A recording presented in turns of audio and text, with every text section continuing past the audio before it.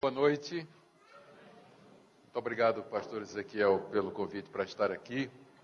E muito obrigado também por ter me perdoado desde 35 anos.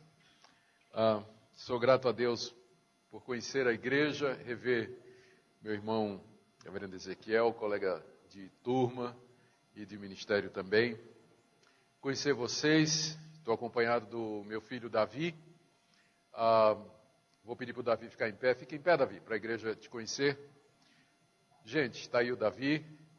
Quer dizer que ele é solteiro, mas a má notícia, moças, é que ele está voltando para os Estados Unidos. Tá? Ele mora nos Estados Unidos há 4 anos, onde se formou em Ciências da Computação e está empregado pela Amazon e está voltando agora para começar a sua jornada de trabalhos lá.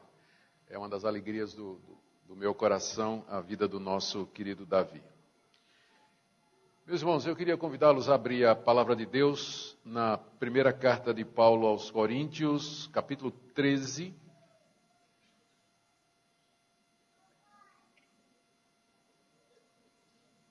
Nós vamos ler do verso 1 ao verso 13. Eu queria falar nessa noite a respeito daquilo que mantém a igreja funcionando, viva e eficaz. Nós estamos rendendo graças a Deus por mais um ano de existência dessa igreja.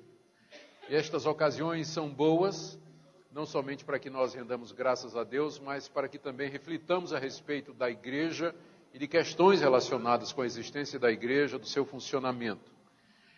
E todo pastor, todo líder de igreja, todo membro de igreja, certamente tem curiosidade ou alguma vez já pensou o que é realmente que mantém a igreja funcionando? A gente sabe que uma igreja é composta de alguma coisa a mais do que simplesmente um edifício, uma estrutura, uma administração, levantamento de recursos e aplicação desses recursos, ajuntamento de pessoas. Tem alguma coisa a mais que faz com que a igreja permaneça e seja um canal de bênção para muita gente. E a Bíblia não deixa a menor dúvida sobre o que é.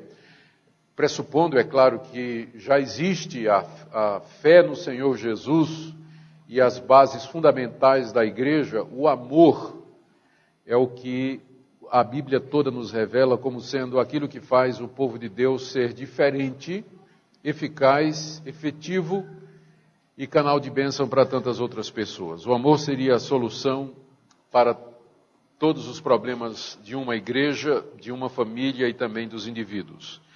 E é sobre isso que eu quero falar. E a primeira carta de Paulo aos Coríntios, capítulo 13, é sobre esse assunto.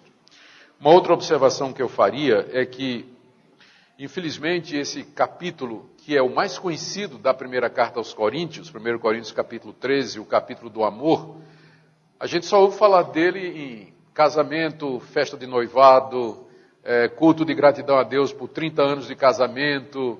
A gente pensa que 1 Coríntios 13, o amor que está falando aqui é amor de homem e de mulher.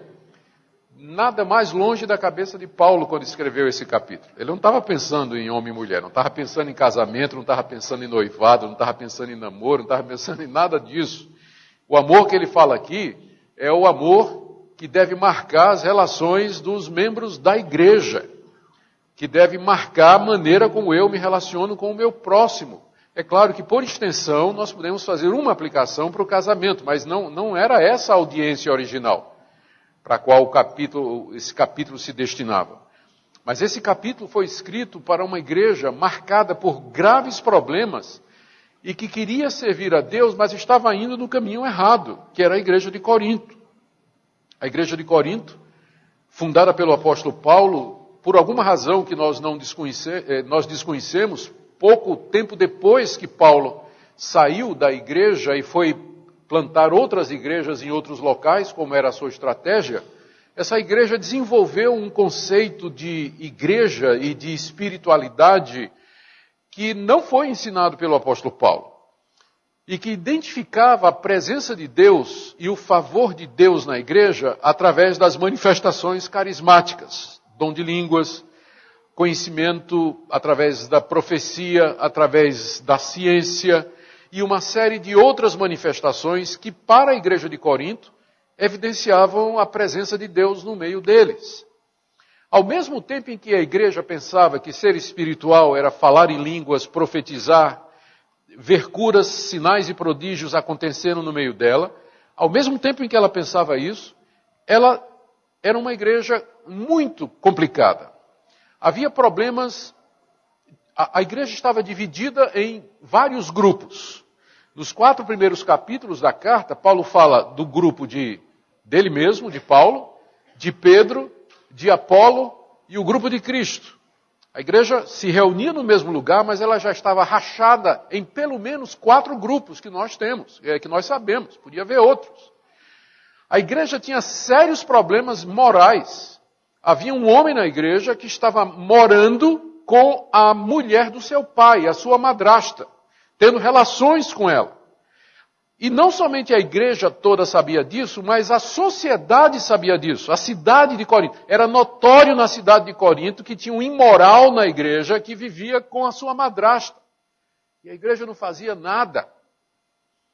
Tinha irmãos lá que estavam processando o outro diante do tribunal da cidade por questão financeira. Talvez um negócio que não deu certo, uma sociedade que não deu certo, na hora de separar não houve um acordo e aí brigaram, não conseguiram resolver e foram lá para o tribunal. Um irmão processando o outro no tribunal que era composto de pagãos, para vergonha do evangelho. A igreja não conseguia ter unidade de pensamento. Eles estavam divididos com relação a casamento, eles estavam divididos com relação a divórcio, o que é que podia, o que é que não podia. Eles não conseguiam entrar num acordo sobre o que era melhor, ficar solteiro ou ficar casado, o que fazer com as viúvas, se era certo ou errado casar outra vez. Na hora da ceia, na hora do culto, os problemas então ficavam ainda mais evidentes, porque as mulheres, contra o costume da época, não queriam mais usar o véu, que no Antigo Oriente era símbolo de honradez e de submissão para a nossa sociedade, não ter esse significado. Mas naquela época estava ligado a estes valores e estes princípios e representava uma espécie de insubordinação que Paulo não queria aceitar. Ele trata disso no capítulo 11. Na hora da ceia do Senhor, que era celebrada naquela época, durante uma festa, que era chamada Festa do Ágape, em que cada família trazia alimento de casa e repartiam, era uma oportunidade para as famílias pobres, pelo menos uma vez por semana comer, talvez, algum pedaço de carne, alguma coisa. Tinha gente comendo na frente dos outros, gente se empanturrando, gente ficando com fome, gente bebendo muito suco de uva e ficando bêbado, não é? Então, era um problema, não é? Naquela época, essas festas. E lá no meio, eles iam, na hora de celebrar a ceia do Senhor, já não tinha mais ambiente para isso. Porque a ceia do Senhor, tomar o cálice e tomar o pão, representa a unidade da igreja. Representa a comunhão da igreja com o Senhor. E naquela altura já tinha briga, já tinha falatório, fofoca. E Paulo chega a ponto de dizer, isso que vocês estão celebrando aí não é a ceia do Senhor. E aí quando vinha o culto, estava o problema. Porque a prioridade era dada para falar em línguas. Todo mundo, ou grande parte da igreja, falava em línguas ao mesmo tempo, sem interpretação, e eles achavam que aquilo era sinal de que o Espírito Santo estava com eles, que a igreja estava cheia do Espírito Santo, esquecendo todos esses outros problemas que aconteciam na própria igreja. Então, a igreja tinha uma noção errada do que é que faz a igreja andar, do que é central. Era isso que permitia essa dicotomia. A igreja de Corinto é a igreja que mais tinha dons espirituais, mas é a igreja mais carnal do Novo Testamento. Como é que alguém pode pensar que é espiritual com todos esses problemas acontecendo? Resposta é um conceito errado de espiritualidade. Se você acha que ser espiritual, que ter avivamento, que Deus se agrada de você por causa de manifestações sobrenaturais, então estas manifestações serão o centro da sua vida, você vai buscá-las, você vai medir sua vida por elas, você vai correr atrás delas, e estas outras áreas vão ser consideradas secundárias ou irrelevantes. Moralidade, boa doutrina. Tinha até um grupo na igreja que negava a ressurreição dos mortos. Então, doutrina, a vida moral, ética, a consciência clara do que é de justiça, do que é decente, do que é correto, unidade, estas coisas vão para o pano de fundo. Elas vão para um plano secundário e o foco passa a ser aquilo que, na opinião da igreja, identifica a verdadeira espiritualidade. Esse era o problema da igreja. É claro que outras igrejas, hoje e através da história, elas têm o mesmo problema, mas com outros assuntos. Algumas entendem que a tradição é o que mantém a igreja funcionando e que é a coisa mais importante. Outros vão dizer que é a boa doutrina, a ortodoxia, né? É isso que mantém a igreja caminhando.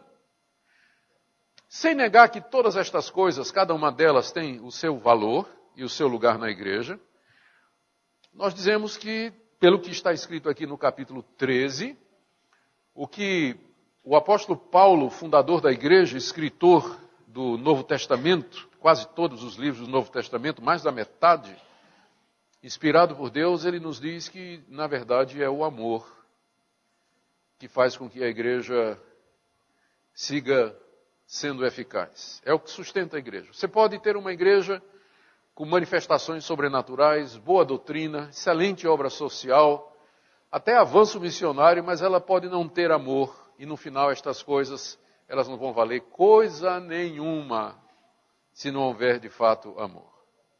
E eu quero dizer a mesma coisa com relação à sua vida, a minha.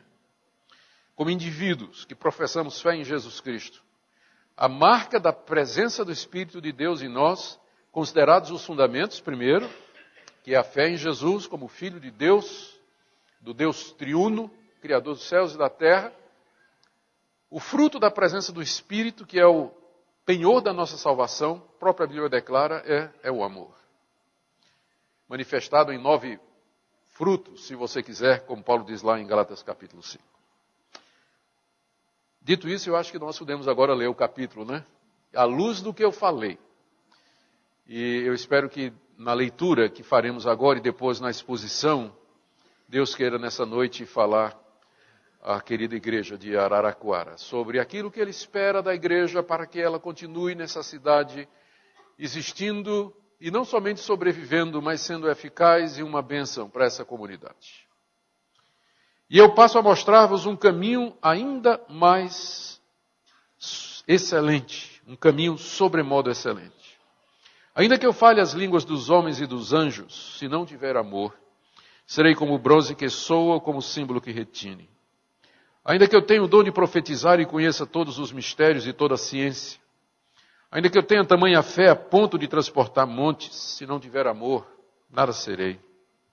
Ainda que eu distribua todos os meus bens entre os pobres, e ainda que entregue o meu próprio corpo para ser queimado, se não tiver amor, nada disso me aproveitará. O amor é paciente, é benigno, o amor não arde em ciúmes, não se ufana, não se ensoberbece, não se conduz inconvenientemente, não procura os seus interesses, não se exaspera, não se ressente do mal, não se alegra com a injustiça, mas regozija-se com a verdade. Tudo sofre, tudo crê, tudo espera, tudo suporta. O amor jamais acaba. Mas, havendo profecias, desaparecerão. Havendo línguas, cessarão. Havendo ciência, passará. Porque em parte conhecemos e em parte profetizamos. Quando, porém, vier o que é perfeito, então o que é em parte será aniquilado. Quando eu era menino, falava como menino, sentia como menino, pensava como menino. Quando cheguei a ser homem, desisti das coisas próprias de menino. Porque agora vemos como em espelho, obscuramente. Então veremos face a face. Agora conheço em parte. Então conhecerei como também sou conhecido. Agora, pois, permanecem a fé, a esperança e o amor, esses 3. Porém, o maior destes é o amor. Amém? Ó Deus querido, estamos diante da Tua palavra, da Tua revelação. Nós pedimos que Teu bendito Espírito Santo ilumine o nosso entendimento. E que o Senhor nos fale, ó Deus, e que o Senhor nos console, nos oriente. Nós, mais uma vez, te rendemos graças pela existência dessa igreja, tantos anos aqui nessa cidade. E pedimos que o Senhor continue a abençoá-la, se necessário for, lembrando aquilo que o Senhor espera, não somente espera dela, mas aquilo que o Senhor está disposto a conceder, que é amor, amor profundo, que pode, Senhor, fazer com que tudo mais, os dons, a caridade, a ação social, o conhecimento, sejam tornados eficazes no teu conhecimento e na operação e na salvação de pecadores. Em nome de Jesus. Amém. Nós podemos dividir esse capítulo em 3 partes lógicas. Na primeira parte, o apóstolo Paulo diz que o amor é o caminho mais excelente para a igreja. Ele é maior do que manifestações carismáticas, conhecimento, curas, ação social e até mesmo a própria entrega do corpo para ser queimado. Isso vai do verso 1 até o verso 3. Depois, para não ficar dúvida nenhuma de que tipo de amor ele está falando, porque já naquela época possivelmente as pessoas tinham já ideias erradas do que era amor, ele explica o que é o amor do verso 4 até o início do verso 8. O que é o amor? O que é que o amor faz? O que é que ele é? O que é que ele não é? O que é que ele deixa de fazer? E ele termina metade do verso 8 até o verso 13, dizendo que o amor haverá de permanecer eternamente, em contraste com algumas das grandes virtudes cristãs, como a esperança e a própria fé. Estas vão passar, mas o amor não. Ele permanece para todo sempre, e dessa maneira ele chama a atenção da igreja para aquilo que é prioritário, para aquilo que é mais importante, que é o que vai permanecer eternidade afora, que é o amor. Vamos ver então a primeira parte em que ele demonstra, ele argumenta que o amor é superior às demais coisas. Primeiro, no verso 1, o dom de línguas. Ainda que eu fale as línguas dos homens e dos anjos, se não tiver amor, serei como o bronze que soa e como o símbolo que retine. Primeira coisa que você tem que observar aqui é que não somente essa frase do verso 1, mas a do verso 2 e ainda do verso 3, ela foi formatada pelo apóstolo Paulo na condicional. Aqui é o que nós chamamos de exagero. Não exagero mentira, mas um recurso de linguagem que Paulo gosta de usar. Por exemplo, na carta aos Romanos ele diz assim: ainda que os filhos de Israel sejam tão numerosos como a areia do mar, somente o remanescente vai ser salvo. É claro que o número dos judeus, desde a chamada de Abraão até o dia de hoje, não chega nem perto da quantidade de grãos de areia das praias de todos os mares do mundo. Mas é que Paulo está dizendo, ainda que, é um exagero, e isso é um recurso de retórica que você faz exagerando um lado para poder lançar em relevo a importância do outro. Ainda que fosse tão grande, ainda assim, só o remanescente é que vai ser salvo. Então, esse é o recurso que ele está usando aqui nos versículos iniciais do capítulo 13. Ainda que eu falasse a língua dos homens e dos anjos, ele não está dizendo que é possível falar na língua dos anjos, como alguns queridos irmãos pensam. Ele não está dizendo que é possível, ele está dizendo que ainda que fosse possível, ainda assim o amor seria maior.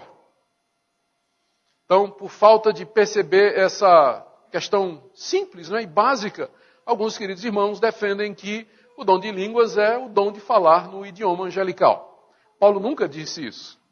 Ele está argumentando, Ele falou das línguas dos anjos num contexto argumentativo, hipotético, dizendo que ainda que fosse possível que alguém tenha o dom de línguas a ponto de falar em todos os idiomas humanos, não mais, ainda que além de falar todos os idiomas humanos, ele falasse na língua dos anjos, ainda que tivesse alguém com dom de línguas, a tal ponto, ainda assim essa pessoa, se ela não tivesse amor, ele diz aqui, ela seria como o bronze que soa ou como o símbolo que retine. O bronze e o símbolo, nós não temos muita certeza a que tipo de instrumento musical Paulo se refere, você pode conferir isso checando as diversas traduções, Vocês vão ver que as traduções elas não concordam exatamente porque a gente não sabe que tipo de instrumento é. Mas uma coisa é certa, eram instrumentos metálicos que emitiam sons, provavelmente um som só, talvez o famoso triângulo brasileiro seja o que chega mais perto disso aqui.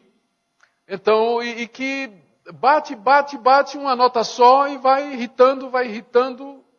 Ou talvez o bumbo, né, que é o instrumento que faz mais barulho, é o mais oco de todos.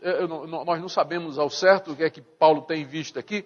Alguns estudiosos acham que Paulo está fazendo uma comparação do culto que estava acontecendo, dessa busca pelo dom de línguas na igreja de Corinto, com os cultos pagãos.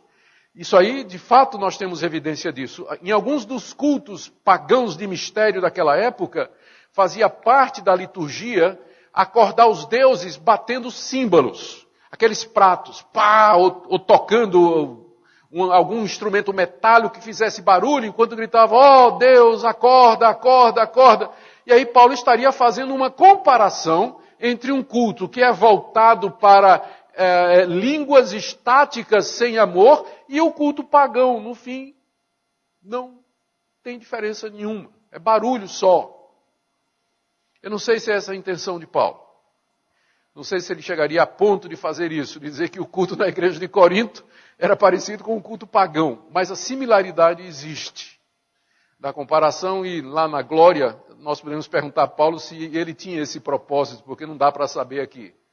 Mas qualquer que seja a intenção dele, o ponto é claro, ainda que alguém tenha dons espirituais tão extraordinários a ponto de, por exemplo, poder falar em todas as línguas humanas e até a língua na qual os anjos se comunicam. Se tivesse uma pessoa assim, e ela não tiver amor, o barulho que ela produz com aquelas línguas é semelhante ao som de instrumentos inanimados. Instrumentos ocos, vazios e metálicos, que não conseguem produzir música, que enche o coração, que satisfaz a lógica da mente, que mexe com as emoções. Essa é a comparação que ele está fazendo aqui. É claro, a razão é porque falta amor. A falta de amor, então, transforma a experiência ou a manifestação dos melhores e maiores dons espirituais em alguma coisa inútil. Se a gente quiser fazer uma paráfrase do texto. E ele continua na mesma linha no verso 2. Ainda que eu tenha o dom de profetizar e conheça todos os mistérios e toda a ciência. Mais uma vez você percebe aqui mesmo tipo de argumento. Ainda que eu seja um profeta que conheça todos os mistérios de Deus e tenha acesso a toda a ciência divina, se eu não tiver amor, ele diz aqui, final do verso 2, eu nada serei. Nunca existiu um profeta que tivesse um dom de profetizar tamanho que ele pudesse ter acesso aos oráculos de Deus e ao conhecimento de todos os mistérios de Deus e de toda a ciência divina. O que está por detrás do que Paulo está falando aqui é o conceito de profeta no Antigo Testamento. O profeta do Antigo Testamento era conhecido como homem do Espírito, aquele que se assentava no próprio concílio de Deus. O profeta era transportado até a presença de Deus, onde Deus estava assentado, cercado dos seus anjos e conversando com os anjos sobre os seus planos. O que é que ele ia fazer? O profeta era transportado até lá e tomava conhecimento dos mais escondidos e ocultos mistérios de Deus, os detalhes do seu plano. E aí ele voltava e falava, assim diz o Senhor, farei isso, farei aquilo. Ele tinha estado no conselho de Deus e ele tinha tido acesso aos mistérios de Deus e toda a ciência. Por isso que ele dizia, assim diz o Senhor. Pois bem, diz o apóstolo Paulo, ainda que tivesse um profeta que conhecesse todo o conselho de Deus, todos os mistérios de Deus e toda a ciência divina, se ele não tivesse amor, ele não era nada. Vocês percebem como Paulo está exagerando, né? Porque não tem um profeta que tenha esse conhecimento. Nunca teve. Nem nunca haverá um profeta que tenha todo esse conhecimento. Mas ainda que tivesse, se ele não tiver amor, ele não seria nada. Embora as pessoas pudessem pensar que ele seria muita coisa. Não é? Imagine um profeta com tanto conhecimento, como ele não seria considerado pelos outros?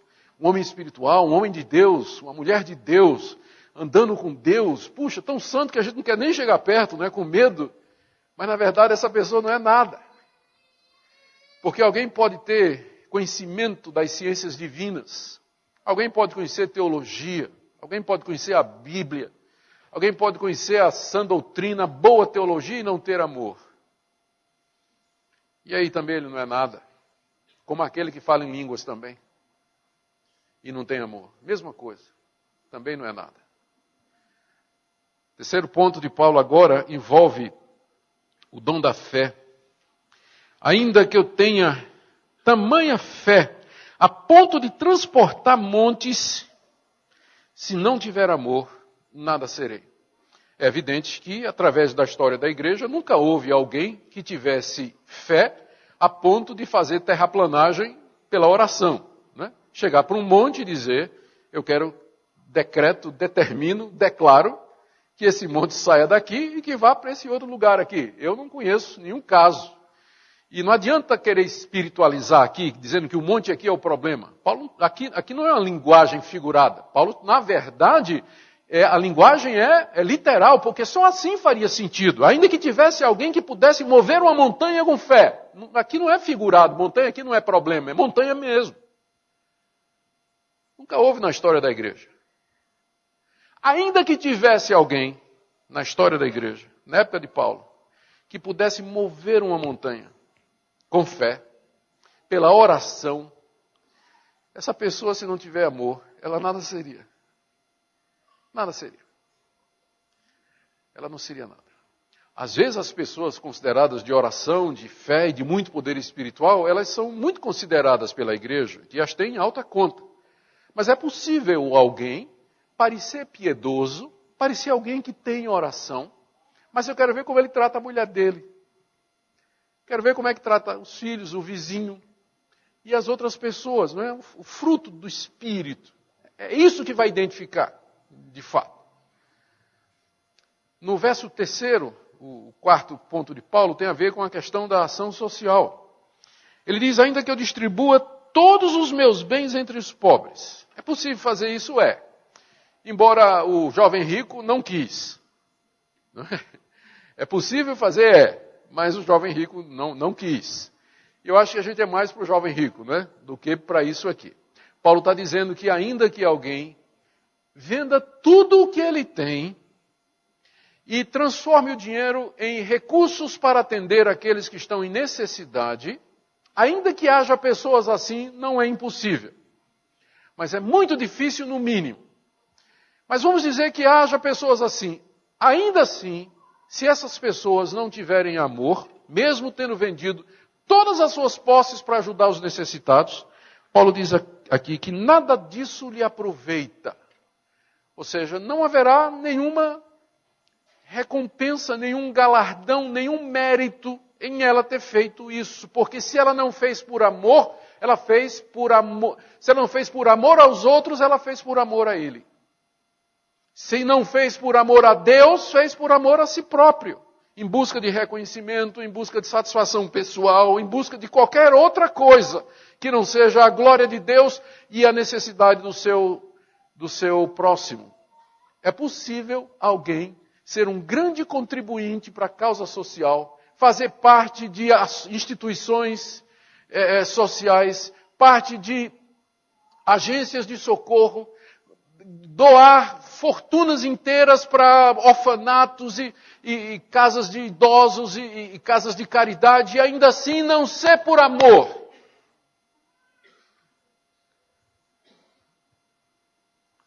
E o Deus que conhece os corações vai saber a diferença. Paulo diz, isso não vai adiantar nada. Veja como ele está colocando essas comparações para ressaltar, veja a importância do amor. É tão grande que dons espirituais, conhecimento e ciência, fé para realizar milagres, ação social mais completa, todas estas coisas empalidecem e são jogadas num plano secundário diante da importância e da prioridade do amor na igreja e na vida do cristão. O último ponto dele tem a ver com o martírio, ainda que eu entregue o meu próprio corpo para ser queimado. Ninguém sabe ao certo o que é que Paulo quis dizer aqui. O sentido mais provável é que ele estava se referindo ao martírio. Ainda que você ficasse firme na sua declaração de que Jesus é o Filho de Deus, a ponto de que você seria levado para a arena do circo da sua cidade para ser queimado vivo numa estaca, ainda assim, se você não tiver amor, nada disso lhe aproveita. Morrer como mártir por causa do Evangelho, se não for por amor a Deus, de nada aproveita. E você pergunta, como é possível isso? Gente, é só você olhar as seitas. As seitas, os membros das seitas são capazes de morrer pelo que eles acreditam. São capazes de morrer pelo que eles acreditam. Uma pessoa é capaz de fazer os maiores sacrifícios pelo seu ídolo, pela mentira em que ele acredita, pelo erro em que sua mente foi tomada. Se nós não fizermos pela razão certa, por amor a Deus, a sua glória e amor ao próximo, todo o seu sacrifício pessoal, sua vida toda vindo para a igreja, dizimando, ofertando, renunciando, tirando tempo, enfrentando zombaria na escola, na universidade, no trabalho, isso de nada lhe adianta, de nada lhe aproveita. Em resumo, é isso que Paulo está dizendo. Nós estamos aqui tratando da questão, o que é o mais importante para a vida da igreja? Eu acho que a resposta já está clara. O amor. Mas a grande pergunta é, de que amor nós estamos falando aqui? O que é amor? Será que Paulo está falando aqui daquele sentimento gostoso de empatia? Tem gente que é tão bom você estar próximo, tem gente que é tão fácil de amar, não é? Tem química, né? Tem gente que é amável por natureza. Não tem como não gostar de certas pessoas. Ah, se a igreja fosse feita de gente assim. Toda ela, não é? Mas eu acho que na descrição que Paulo dá em seguida, o amor que ele... Fica claro que o amor a que ele se refere como sendo a coisa mais importante na vida da igreja não tem nada a ver com emoção. Não tem nada a ver com você sentir. Não é um sentimento. Embora talvez não exclua.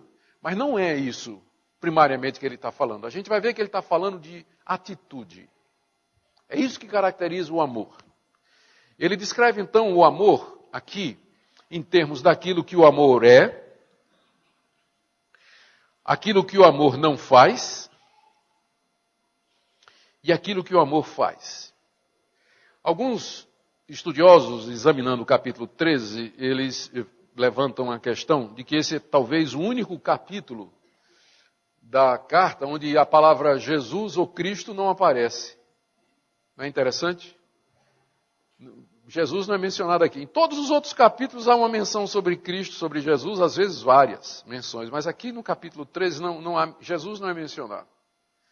E isso é um problema para os pregadores, porque a gente quer pregar o Evangelho e quer pregar Cristo. Mas como pregar Cristo onde ele não aparece? A resposta de alguns intérpretes é que ele aparece sim. Essa descrição que Paulo está dando aqui do amor, nada mais é do que uma descrição da pessoa de Cristo. Aqui ele descreve com muita perfeição, tanto é que ele fala do amor, personificando o amor. Em vez de descrever o amor de maneira teórica, ele na verdade fala do amor como se o amor fosse uma pessoa. Tanto é que ele diz assim, o amor é benigno. Como se o amor fosse uma pessoa. E quem é a pessoa que se encaixa aqui nessa descrição? Na verdade só tem uma. Que é a pessoa do nosso Senhor e Salvador Jesus Cristo. E aqui bate com outros textos, inclusive da própria carta, em que ele coloca o modelo, a pessoa do Senhor Jesus, como sendo o padrão de referência para nós. Como sendo aquele a ser imitado. Ele diz isso no final do capítulo 11, sede meus imitadores como eu sou de Cristo. O que temos aqui então é uma descrição do amor, como se fosse uma pessoa, e os termos então nos remetem muito proximamente à pessoa do próprio Jesus Cristo. Primeiro, o que é que o amor é?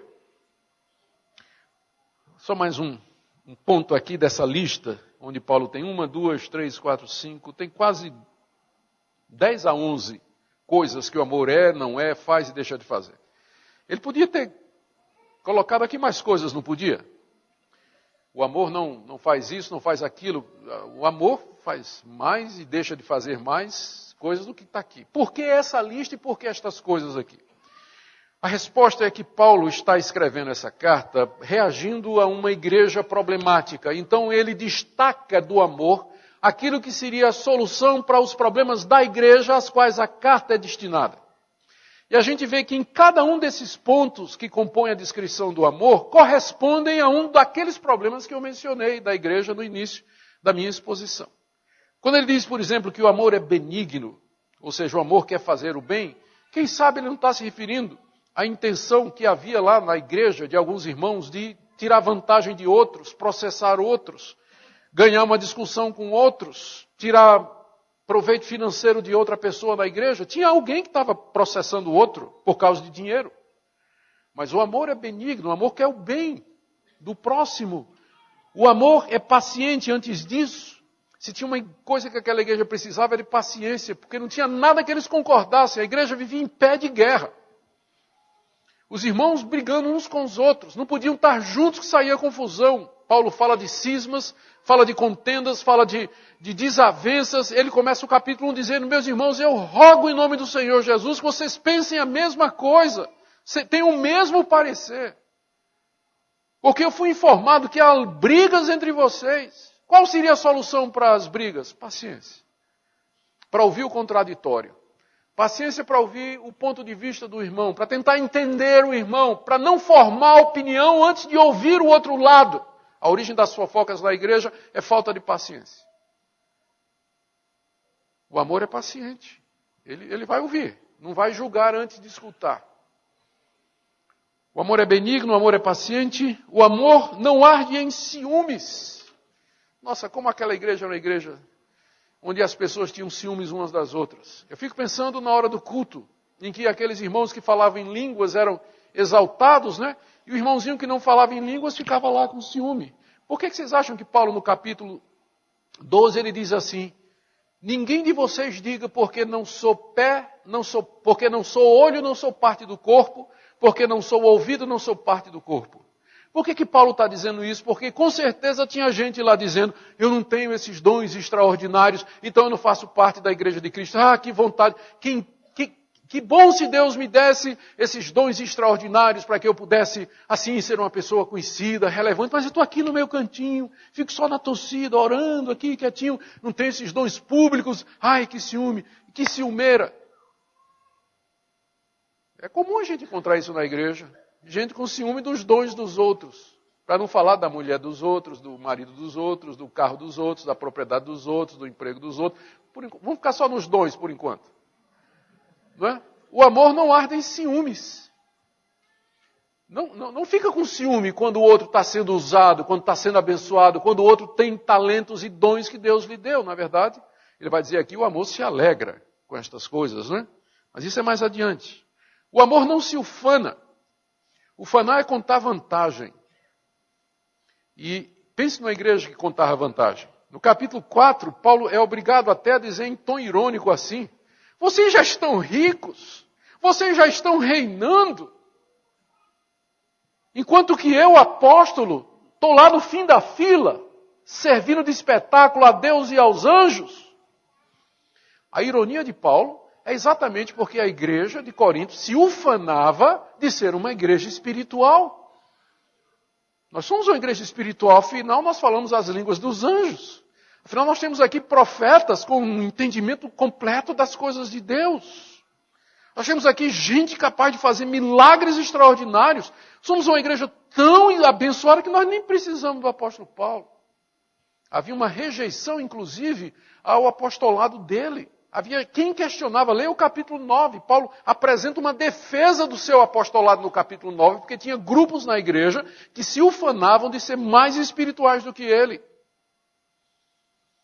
Contar vantagem, querer aparecer, se exaltar diante dos outros. O amor não faz isso. Senhor Jesus nunca fez isso. O amor não arde em ciúmes, não se ufana, não se ensoberbece, não se enche de orgulho, de arrogância, não endurece o seu coração, como tantos naquela igreja estavam fazendo. Ele diz no final do capítulo 4, o apóstolo Paulo, o que é que vocês querem? Vocês querem que eu vá para aí com vara ou com espírito de humildade? Porque o reino de Deus não é de palavras, não é de outra coisa a não ser, não é em palavras, mas em poder. E aí eu quero ver o poder dos ensoberbecidos. Ele fala isso no final do capítulo 4. Gente na igreja cheia de soberba, inclusive contra o próprio apóstolo Paulo, questionando a sua autoridade. O amor não se ensoberbece, o amor não se conduz inconvenientemente. Tinha um irmão na igreja vivendo com a sua madrasta. Tinha gente na igreja frequentando os templos pagãos, se prostituindo. Hoje, é claro, não tem templo pagão, mas tem pagode. Tem balada, tem boate, tem motel, tem sexo antes do casamento, namorado transando com a namorada. O amor não se conduz inconvenientemente. Amar uma pessoa não é tomar antecipadamente aquilo que Deus lhe daria no tempo certo, da maneira certa, com a pessoa certa. O amor se porta de forma conveniente. Se o rapaz te ama, ele vai ser conveniente, moça. Não vá nessa conversa de amor. O amor verdadeiro, ele é conveniente. Ele é paciente. Ele vai esperar. É benigno. É claro, hoje em dia amor tem outra conotação, né? Tem até uma expressão, vamos fazer amor, como se, dizer sexo, né? Como se amor fosse uma coisa que você faz. Amor não é uma coisa que você faz. Amor ou você tem ou você não tem. Ou você o exerce ou você não o exerce. E ele não se demonstra num momento de ato sexual irresponsável. Isso não é amor. O amor não se conduz de maneira inconveniente. O amor não procura os seus interesses. Muita gente lá na igreja queria eu quero o que é meu. Estamos numa sociedade, é meu irmão em Cristo. Nós temos uma sociedade. Vamos acabar a sociedade. Mas eu quero o que é meu. Sim, mas né, às vezes na hora que você busca o que é seu, você vai entrar no que é dos outros. Na hora que você busca os seus interesses, você vai ter que passar por cima dos interesses de alguém. Paulo vai dizer no capítulo 6, era melhor você sofrer o dano, é melhor você sofrer o dano material, do que colocar em risco e em opróbrio público o nome de Jesus Cristo. É melhor sofrer o dano. É só dinheiro. Só dinheiro. O amor não busca os seus interesses. Não se exaspera. É um passo além da impaciência, né? Depois que alguém fica impaciente, ele fica exasperado, fora de controle. Tem gente que desculpa dizendo assim, não, mas é o meu temperamento, eu nasci assim. Conhece gente assim? Eu sou assim. Eu sou assim, Deus me fez assim, eu digo na bucha. Eu sempre achei interessante, nos nossos 35 anos de ministério, né, pastor? Que essas ovelhas que dizem assim, eu gosto de dizer a verdade na cara, nunca gostam quando a gente faz isso com elas. Não. Ela diz assim, né, eu digo na cara o que eu penso. Agora diga a ela na cara o que é que você pensa dela. Aí é 2 pesos e 2 medidas. Tem gente que tem pavio curto, né?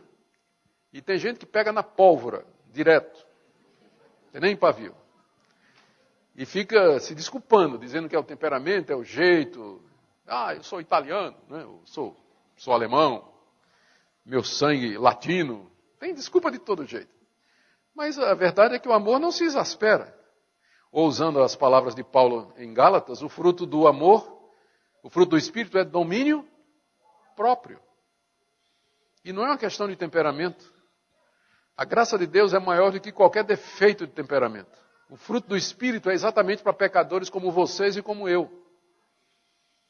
O amor não se exaspera quando ele tenta resolver as coisas. Tem gente que acha que é assim que se resolve as coisas na igreja, né? Se exasperando. Não, diz o apóstolo Paulo. Não é isso. O amor não é nada disso, o amor não se ressente do mal. O amor não fica ressentido com observação ao seu sermão 35 anos antes, como o reverendo Ezequiel não ficou. Como ele não ficou. Não se ressentiu. Mas tem gente que guarda uma mágoa no coração anos inteiros. Ressentimentos no coração. O amor, ele não se ressente. Ele não é do tipo assim, eu perdoo, mas não quero saber. Não está perdoado, mas nunca mais fale comigo. Né? Perdoado, mas eu aqui, ele lá. O amor não se ressente do mal que lhe fazem, porque nessa vida haverá pessoas que nos farão mal. Haverá pessoas que nos farão mal, de propósito ou inconscientemente, sem querer. Mas pessoas farão mal a você.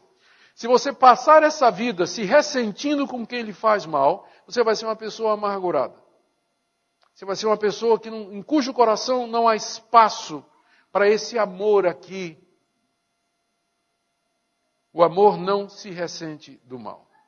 Então, o amor não é nada disso. Está vendo que amor aqui não é sentimento? Nada disso aqui é sentimento. Às vezes a gente pensa que amar alguém é se sentir bem com aquela pessoa, é ter química com aquela pessoa, é gostar daquela pessoa. Esse amor bíblico não tem nada a ver com estas coisas, embora estas coisas não precisam ser descartadas. Elas são boas. Você gostar de alguém, sentir prazer em estar com determinadas pessoas, não tem nada errado com isso. Mas amor não é isso.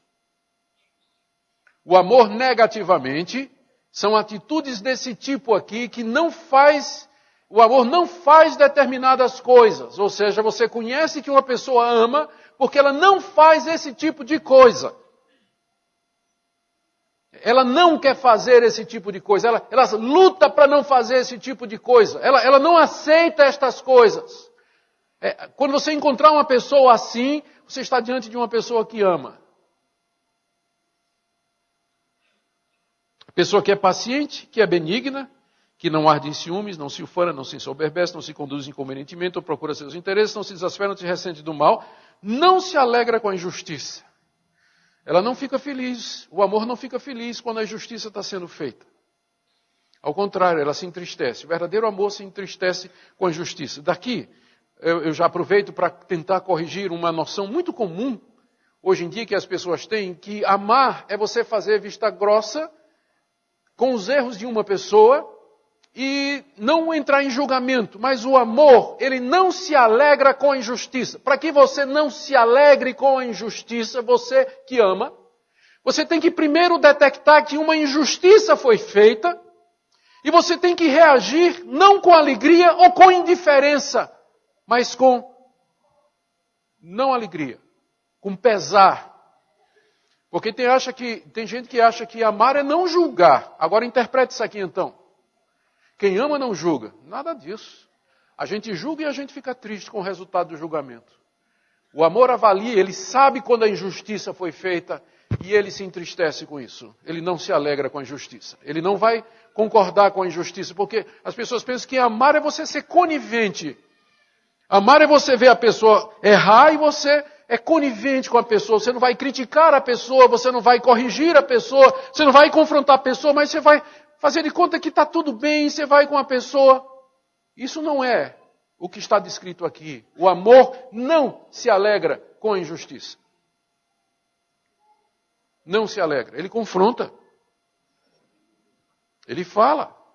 Ele trata. Amar é isso. Porque Deus nos ama, Ele nos corrige, não é? Não está escrito isso? Feliz aquele a quem Deus corrige.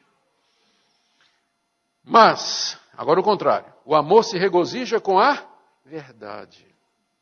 O amor se alegra com a verdade. Quando a verdade está sendo praticada, dita, crida, espalhada, então quem ama se alegra com a verdade sendo levada avante. Eu, às vezes, já tive em várias igrejas, muitas igrejas pregando no Brasil afora, e às vezes fico com dó, reverendo Ezequiel, quando eu vejo um grupo de louvor, não é? E o dirigente, assim, querendo fazer com que a igreja se alegre. E ele diz, irmãos, aí só falta plantar bananeira e dar pirueta ao contrário, né? Frente da igreja. Vamos fazer trenzinho de Jesus, vamos movimentar e fazer aquela aeróbica evangélica para fazer o povo se alegrar. Você sabe com que é que realmente o crente em Jesus se alegra? Pregar e ensina a verdade para ele. O amor se alegra na verdade. É quando as grandes verdades do Evangelho são trazidas para minha mente. A grandeza de Deus, o seu amor, a beleza de Cristo, a suficiência da sua obra, ou a misericórdia do seu perdão, a sua graça salvadora que alcança o pior pecador como eu. São quando estas grandes verdades são ensinadas e mantidas diante de nós que o nosso coração de fato se alegra. No meio desse vale de lágrimas em que nós vivemos, em que todas as outras alegrias são passageiras. Hoje à tarde a gente se alegrou muito com o jogo do Brasil, não é verdade? Foi sofrido, mas no final a gente se alegrou, né? A gente se alegrou, estava todo mundo alegre. Quanto tempo vocês acham que essa alegria vai durar no coração de quem não conhece a verdade? Amanhã ele precisa de outro jogo. Daqui a 4 anos ele precisa de outra Copa, precisa de outro título. Vai pulando de alegria em alegria, porque de fato nenhuma delas preenche o seu coração. E a sua vida se torna uma busca por satisfação, alegria, algum motivo para viver. Mas o amor, ele se regozija com a verdade. A verdade aqui é a verdade de Deus, a verdade do Evangelho, o conhecimento verdadeiro das coisas, a essência do que há, a realidade, o que existe de fato, o que fica para sempre. É isso que alegra o coração da gente. Se alegra com a verdade. Tem mais. Tem que correr aqui. O reverendo Ezequiel disse que até meia-noite, mas aí eu vou tirar a alegria dos irmãos, e tenho certeza disso. Tudo sofre, tudo crê, tudo espera e tudo suporta. Eu acho que estas frases não precisam de muita explicação, já está dentro do contexto maior que eu marquei. Então, em resumo, o amor que Paulo coloca aqui em segundo lugar, depois de ter dito que é isso aqui que vai fazer a igreja ser uma igreja espiritual, uma igreja eficaz e que vai fazer com que ela seja de fato igreja. É esse tipo de atitude no meio do povo de Deus. Depois de dizer que o amor é o caminho, final do capítulo 12, 31, não é? Quando ele diz assim, é o caminho sobremodo excelente, excelente acima de todos os outros, ele dá essa descrição aqui, e a gente pergunta, quem é que tem tudo isso? E é aqui que entra a obra do Espírito Santo. Esse amor Deus derrama em nosso coração. E ele é o derramar da vida de Cristo em nosso coração. Nós precisamos, tem gente que diz, nós precisamos de um batismo com o Espírito Santo. Eu digo, nós precisamos de um batismo de amor. Se precisamos de algum batismo, é um batismo de amor na igreja. Para perdão de pecados, reconciliação, verdade, o que é conveniente, a busca do interesse dos outros, enfim, a transformação individual que eu quero na minha vida e que você quer na sua. E que todos nós queremos. E é o que mantém a igreja sendo igreja. Esse amor que Deus derrama em nosso coração, que é a vida de Cristo que nos é transmitida, do Cristo exaltado, que nos é transmitida pela ação do Espírito Santo. Paulo termina, e eu quero terminar também, brevemente, quando ele diz, do verso 8 até o verso 13, que o amor vai permanecer para sempre. Ele começa o verso 8 dizendo, o amor jamais acaba. Ele não está se referindo ao amor como sendo no exercício individual nosso, porque às vezes acaba mesmo, né? A gente sabe que acaba quando a gente faz tudo isso aqui que não é para fazer. Mas ele está dizendo que o amor jamais acaba como sendo o propósito de Deus para a sua igreja. Deus planejou, quis que o amor fosse o estilo de vida dos redimidos. Isso será aqui e na eternidade. Por isso o amor jamais acaba, enquanto que outras coisas são pertencentes apenas a esta vida aqui. Mas o amor jamais passará, ele jamais acaba, porque ele é o propósito de Deus para nós. Em contraste, verso 8 ainda, as profecias desaparecerão um dia. As línguas, elas também cessarão, e a própria ciência também passará. Por quê? Ele dá algumas razões em seguida. Verso 9. Primeiro, porque em parte conhecemos e em parte profetizamos. Os dons espirituais e o nosso conhecimento são parciais. Eles pertencem a esse mundo que é passageiro. Nós não conhecemos todas as coisas. Nós não sabemos tudo. Não existe esse profeta que conheça todos os mistérios e toda a ciência, porque Paulo diz que nós conhecemos em parte, nós sabemos em parte, profetizamos em parte. Nós temos que saber que nós não temos todas as respostas do lado de cá da eternidade. Embora a Bíblia seja suficiente, ela não é exaustiva. Deus não revelou muita coisa. Por isso a regra de ouro é você calar onde a Bíblia cala. onde a Bíblia cala, você cala também, que o que passa disso é especulação. Tem certas coisas que nós não sabemos. Conhecemos em parte, profetizamos em parte, ministramos em parte, escrevemos em parte, pregamos em parte, ou seja, conhecimento não é total e absoluto. Em outras palavras, Paulo está quase que dizendo assim, por isso tem um pouquinho de humildade, porque ninguém tem todo o conhecimento. Por isso que é preciso o amor, porque o amor ouve, o amor escuta, o amor é paciente, o amor vai ouvir o outro lado. Porque ninguém tem todo o conhecimento, ninguém, é sempre parcial. Por isso nós também precisamos uns dos outros, para nos complementar com aquilo que os outros sabem e com aquilo que os outros descobriram. Por isso que é um suicídio intelectual desprezar 2000 anos de história da igreja, de teologia, de livros escritos, de pesquisa que foi feita. Tem gente que diz assim, tudo que eu preciso é a Bíblia, não quero saber de mais ninguém. Sim, tudo que você precisa é a Bíblia, só que a Bíblia é um livro que foi escrito há 2000 anos. E há 2000 anos os seus irmãos em Cristo vêm tentando interpretar esse livro. É interessante que você disse que você quer ouvir o que o Espírito Santo vai lhe dizer hoje e você despreza o que o Espírito Santo disse a seus irmãos em 2000 anos de história. Em parte conhecemos, em parte profetizamos. Precisamos dos que vieram antes de nós. Precisamos uns dos outros. Isso deve nos colocar no nosso lugar. Às vezes a gente pensa que tem gente que pensa assim, eu sou a última geração, né? Estou vivendo assim a geração top. Nos meus estudos, às vezes, tendo que confrontar algumas heresias que surgem na vida moderna, eu começo a estudar uma heresia e disse, mas eu estou tendo uma sensação de déjà vu. Eu já vi, alguém já disse essa besteira algum tempo atrás. Vou no livro de história e descubro que Sociniano, no século XVI, já tinha dito que Deus não conhece o futuro. E quando aparece um pastor brasileiro agora dizendo Deus não conhece o futuro, então todo mundo dizendo, uma nova doutrina, que nada. Há 3 séculos, Sociniano, os dois Socinianos disseram que Deus não pode conhecer o futuro. Se Deus conhece o futuro, então eu não sou livre. Porque se Deus sabe que eu vou escolher um picolé de chocolate e não de baunilha daqui a 10 minutos, então essa decisão já está fixa na história. Deus não pode conhecer o futuro. Sociniano disse isso há 2 séculos atrás e aparece gente hoje pregando isso como se fosse teologia do progresso, teologia relacional, como se fosse uma coisa nova. É heresia sociniana. Conhecemos em parte. Um dia tudo isso, Paulo diz, e é a segunda razão, porque ele diz que tudo isso vai passar. Primeiro, porque tudo é parcial, e segundo, porque virá um dia o perfeito, verso 10. Quando, porém, vier o que é perfeito, então o que é em parte será aniquilado.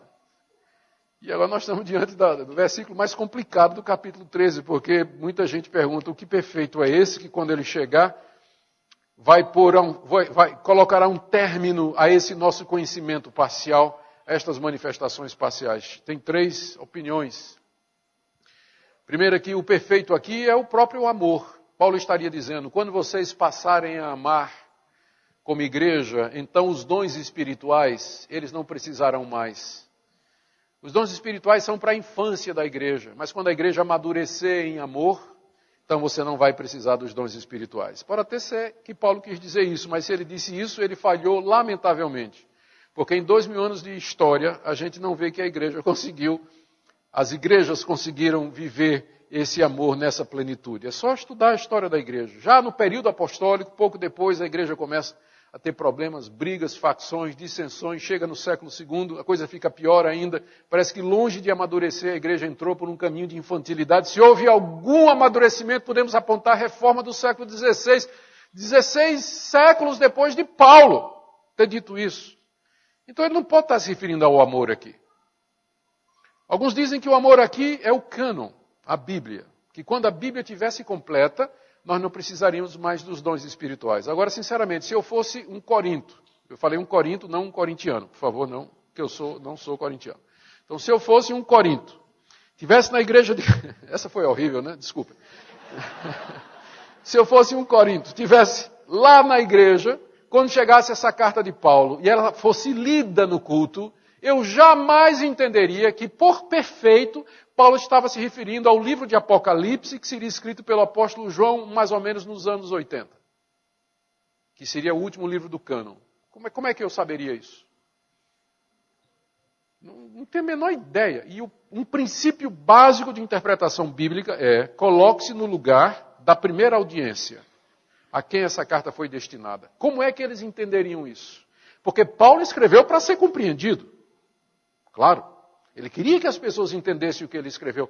Os crentes de Corinto entenderiam que o perfeito aqui seria o fechamento do cânon, que se daria no ano 80 com o livro de Apocalipse e depois com o reconhecimento dos concílios no século IV? Acho muito difícil.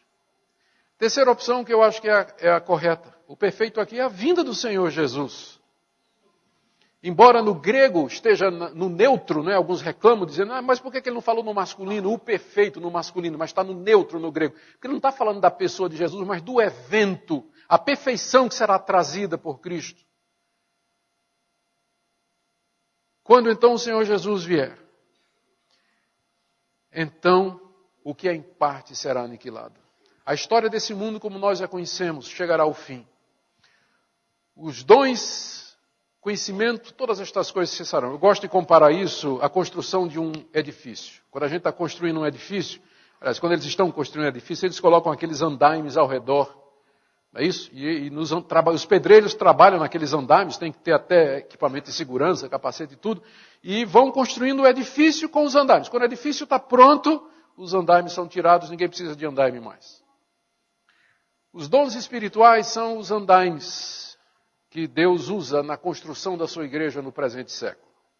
Os dons espirituais, o conhecimento, a teologia, tudo mais que Paulo falou aqui e comparou com amor. Todas estas coisas serão dispensadas quando o edifício estiver pronto. Quando o Senhor Jesus vier em glória, a sua igreja será glorificada e aquilo que é em parte então cessará.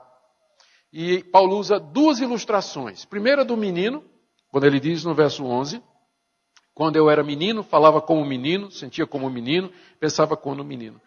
Como menino, quando cheguei a ser homem, desisti das coisas próprias de menino. A igreja do lado de cá é como um menino que conhece em parte e se preocupa com coisas bastante infantis. Mas na vinda do Senhor Jesus, a igreja chegará à sua maturação completa. E coisas que ocuparam o nosso raciocínio, coisas que foram motivo de briga e discussão nossa aqui, coisas que a gente passou séculos discutindo, os teólogos discutindo para saber o que é, tudo isso deixa de ser. Nada disso mais tem razão de existir. Porque a igreja agora virou homem. Ela emancipou-se das coisas de menino, do mundo, do século presente. Ela entra na glória.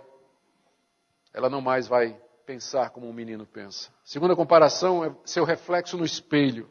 Verso 12. Agora vemos como em espelho obscuramente, então veremos face a face. Agora conheço em parte, então conhecerei como também sou conhecido. O que às vezes não nos deixa perceber a força da comparação é que nós esquecemos que na época de Paulo não tinha espelho. Espelho é uma invenção relativamente moderna. Espelho na época de Paulo era uma superfície de bronze polida. Como um carro que você tira zero e você olha no capô do carro. Não tem nem um arranhão ainda até seu filho descobrir que você está com... Ou o gato, né, da sua casa descobrir que você está com um carro novo. Você olha no capô do carro, você vê sua face ali, mas você não vê perfeita, não é isso? Você não vê perfeita. Um prato de bronze. Era isso o espelho na época de Paulo. Agora faz sentido quando ele diz, eu vejo em espelho obscuramente, porque o espelho na época de Paulo, ele não refletia como hoje o espelho moderno, reflete perfeitamente. Vejo em espelho obscuramente, então verei face a face. A comparação é clara e o ponto é evidente. Agora, nós vemos as coisas de Deus como que por um reflexo, não muito nítido nem muito claro, por mais clara que a sua revelação seja. Por mais conspícua que a Bíblia seja, nós não conseguimos ver com toda clareza as coisas de Deus, a sua face, a face de Jesus Cristo, o conhecimento das coisas espirituais. Nos é dado conhecer o que é suficiente para viver nesse mundo, temer a Deus e agradá-lo e viver para a sua glória, em amor com os irmãos. Mas ainda assim é como se estivéssemos olhando a realidade por um espelho. Irmãos, tem tanta coisa que a gente não sabe. Mas quando ele vier, então veremos olho no olho, como quem olha olho no olho.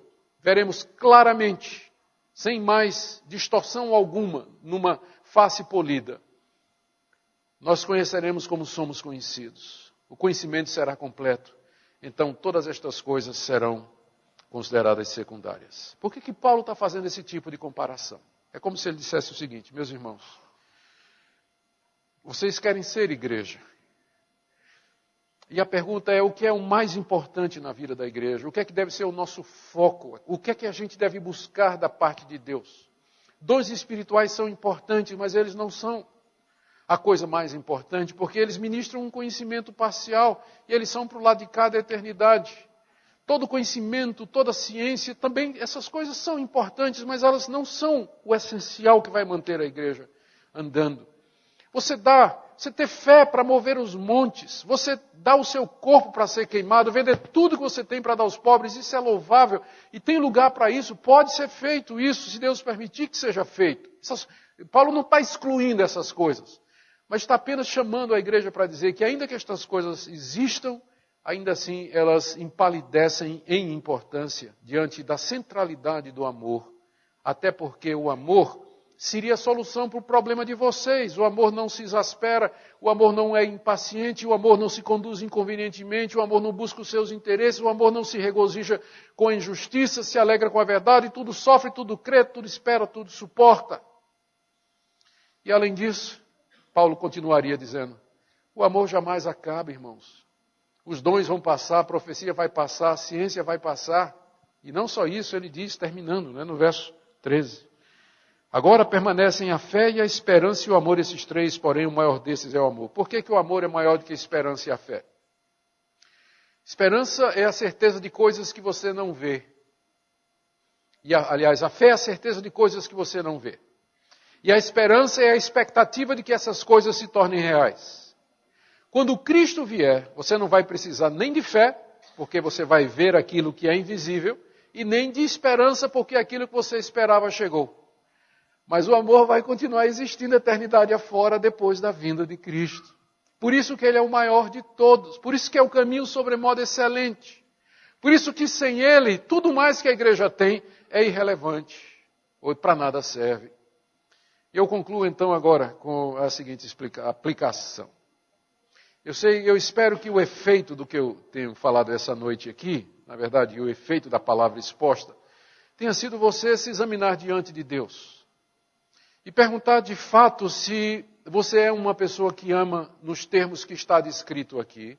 Se você tem entendido que o mais importante na vida da igreja é isso. Talvez você tenha passado sua vida buscando manifestações extraordinárias. Eu conheço irmãos queridos em Cristo que consideram que o mais importante são as manifestações sobrenaturais. Sinais, prodígios, língua, visão, sonho, revelação. Eu espero que nessa noite tenha ficado claro para você que isso não é o foco da sua vida. Deus pode fazer algum tipo dessas coisas hoje, se Ele quiser. Claro que pode, Ele é Deus, Ele faz o que Ele quiser. Mas o que é que Ele nos diz na sua palavra que deve ser o foco? Aquilo que você deve buscar e perseguir sua vida? De fato, o fruto do Espírito, que é o amor. Então, talvez você deva reorientar a sua vida, talvez você tenha passado sua vida procurando uma coisa que em si não está errada, mas que não é o centro daquilo que Deus deseja. Porque você pode ter tudo isso e não ter amor, e isso nada vale. Ele diz isso nos 3 primeiros versículos. Então, minha primeira palavra é para os irmãos de tradição pentecostal, neopentecostal, movimento carismático, renovação, e às vezes na própria igreja histórica, tradicional, vem isso de que, se não tiver isso, essa é a coisa mais importante. Não estou diminuindo a importância destas coisas, estou dizendo que elas empalidecem, elas somem quase diante da importância do amor. Talvez você venha buscando essas coisas a sua vida toda e hoje à noite eu espero que você entenda que o que Deus na verdade quer é que você ame sua esposa, seu marido, seu filho, seus irmãos da igreja, seu vizinho, seu colega de trabalho, seus colegas na escola, na universidade. Você ama as pessoas na igreja, você se dê por elas, que você tome essas atitudes, que você pare com a injustiça, com a inconveniência, com o egoísmo, com o fanismo, com a arrogância. É isso que Deus quer da sua vida, que você reflita o caráter de Cristo. Segunda aplicação é para pessoas aqui que acham que o conhecimento e a doutrina e conhecer os mistérios de Deus são a coisa mais importante. Eu talvez seria classificado como uma dessas, porque eu dediquei minha vida toda a estudar. Aqui no exterior, li muitos livros de teologia, fiz cursos, fui para escolas consideradas das melhores dentro do campo evangélico. Mas ainda que eu fosse um teólogo que conhecesse profundamente toda a teologia, todos os detalhes dos debates e das polêmicas que ocupam as mentes mais brilhantes da história da igreja por 2000 anos. Se eu não tivesse amor, nada disso me adiantaria. Talvez você, como presbiteriano, né, considere que a ortodoxia, a sã doutrina, o calvinismo, a teologia reformada, é isso que vai levar a igreja avante. De fato, é muito importante. Mas você pode ser um reformado seco como um pedaço de pau. Árido como um deserto. Como eu disse, eu não estou diminuindo a importância destas coisas. Nós precisamos delas. Precisamos da sã doutrina. Mas o saber ensoberbece e o amor edifica. Nós queremos as duas coisas. Talvez você seja uma pessoa desses movimentos neopentecostais que dizem que tem fé para remover montanha. Temos encontrado tantos que acreditam e são levados por esses pseudo-apóstolos e tantas outras pessoas que prometem aquilo que Deus nunca prometeu e são incapazes de cumprir estas promessas. Quer dizer que mesmo que você fosse capaz de remover um monte com a fé, o amor é ainda mais importante. Eu não sei o que é que você considera como mais importante na vida cristã. Alguns talvez vão dizer ação social, temos que amar o próximo. Como é que vamos falar de Deus e as pessoas estão morrendo de fome? Paulo diz ainda que você venda tudo que você tem e dê aos pobres, se você não tiver amor, isso não vale nada. Tem gente que vê missão integral, evangelho social, a ação entre os necessitados, ir para a favela, sopão, cuidar dos pobres e necessitados. Deveria ser isso que a igreja está fazendo. Não estou dizendo que a igreja não deveria estar fazendo. Eu estou dizendo que uma igreja pode estar fazendo isso e não ter amor. Nós queremos as duas coisas. Que a igreja faça isso e que faça porque ama. E faça porque ama. Onde está você em tudo isso? Onde estamos nós em tudo isso? Talvez hoje à noite seja a noite em que você tenha que dizer diante de Deus, meu Deus, talvez eu tenha estado errada durante a minha vida e eu não me atentei que o tempo todo o caminho excelente que o Senhor queria de mim está aqui à minha porta e é tão simples, eu não preciso ser um super pregador com dons espirituais extraordinários, o Senhor só quer que eu ame meu marido, que eu ame minha esposa, meus filhos, meus pais, meu vizinho, meus colegas do trabalho, os companheiros na igreja, as pessoas que o Senhor colocar na minha vida, o Senhor quer que eu simplesmente seja como o Senhor Jesus. É só isso, é esse o caminho sobremodo excelente. Queira Deus aplicar a sua palavra ao seu coração e o meu. Quem é suficiente para essas coisas? Não eu e nem você. É Deus quem derrama este amor nos nossos corações. E eu tenho certeza que se tem uma coisa que Deus está disposto a fazer, pode ser que Ele não esteja muito disposto a lhe dar fé para você transportar um monte. Mas se você pedir que Ele lhe dê amor, para você perdoar aquela pessoa na igreja que lhe fez mal, Ele vai fazer isso. Não que um é mais fácil do que o outro. Eu acho que é mais difícil perdoar do que mover uma montanha pela fé. Não é uma questão do que é mais fácil ou mais difícil, mas é uma questão do que é mais prioritário e mais importante para a vida. Mais importante que você mover uma montanha pela fé é você perdoar aquela pessoa contra quem você está magoado há tantos anos. Amém? Ó Deus, aplica a Tua palavra em nossos corações nessa noite, que a exposição dela sonde os nossos corações. Obrigado por essa igreja querida. Derrama o Teu amor em nossos corações, que a vida do Cristo exaltado seja derramada abundantemente sobre nós, ó Deus, a começar em mim, em nome de Jesus. Amém.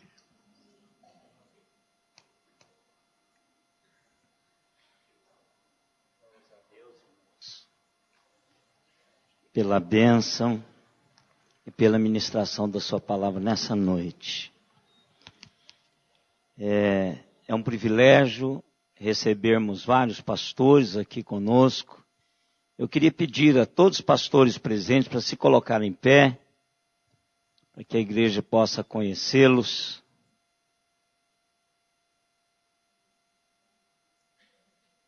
Isso. Muito obrigado, irmãos, que Deus abençoe ricamente a vida desses irmãos. E a todos que aqui estão, o nosso abraço e que Deus continue desafiando as nossas vidas todo o tempo, mas especificamente nesse final de semana. Amanhã, pastor Augusto vai estar conosco, à noite também.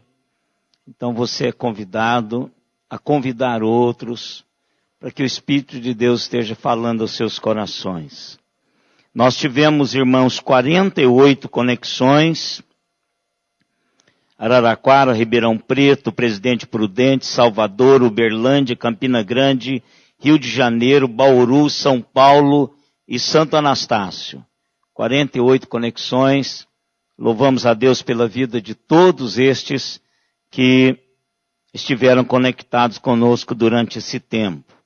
Eu vou convidar o pastor Valdivino para vir aqui à frente, pastor, para que o irmão fizesse a última oração, impetrasse a bênção sobre a igreja e que o pastor estivesse orando pelo Weber e a sua família, o presbítero Weber, porque o pai dele foi atropelado hoje à tarde, foi fazer uma cirurgia e morreu durante a cirurgia.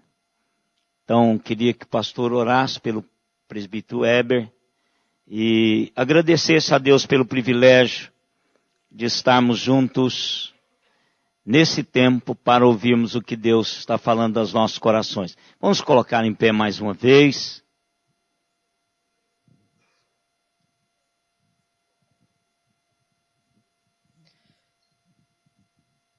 Louvamos o teu nome, Senhor, com gratidão por este tempo na tua presença, de aprendizado, de louvor, de adoração, e na certeza absoluta de que o Senhor é o Senhor da igreja e que cuida de nós e nos dirige na face do amor, desta graça maravilhosa.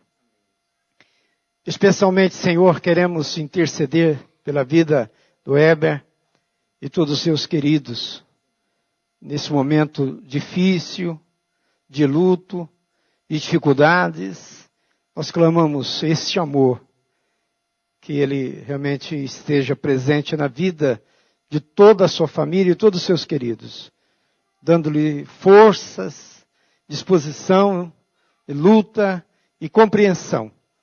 E, acima de tudo, uma confiança absoluta de que o Senhor sabe e conduz todas as coisas. Graças te damos pela vida desta igreja, pela vida das pessoas que participam, por esta programação de aniversário, e ainda amanhã, quando estaremos diante do Senhor para ouvirmos a tua voz, que o Senhor esteja preparando todos os nossos corações. Senhor, nosso Deus e Pai, a bênção do Deus Pai, Filho e Espírito Santo, repouse sobre nós, sobre toda a igreja, hoje e sempre. Amém. Poder sentar, irmãos. Nós temos apenas 2 títulos de livros do Reverendo Augusto. E nós não temos muitos volumes.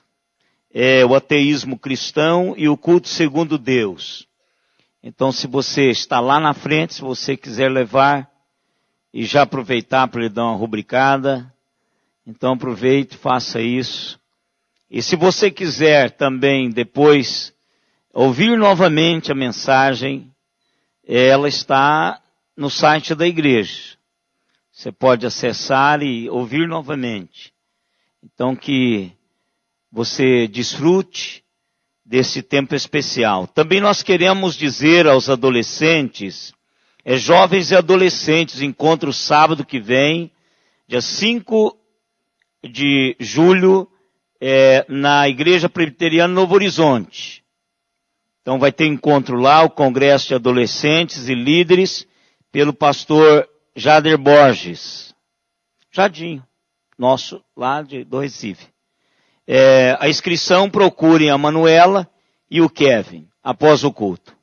Deus abençoe, dê um forte abraço aí, irmãos, um no outro, E amanhã nós estaremos aqui às 9 da manhã, se Deus quiser. Amém.